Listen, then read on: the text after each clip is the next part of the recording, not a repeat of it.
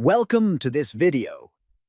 If you're someone who values privacy and wants to control who sees your gaming activity on Google Play Games, you're in the right place. In this guide, I'll show you step by step how to make your game activity visible to only you. Let's get started. Open the Google Play Games app on your Android device. Make sure you're signed in with the correct Google account. Look at the top right corner of the screen. Tap on the three-dot menu to open more options. From the drop-down list, select Settings. This will open the Play Games Settings menu.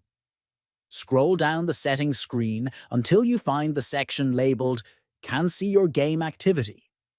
Tap on Can See Your Game Activity. A menu will appear with different visibility options. Select Only You. This will make sure your game activity is hidden from other users.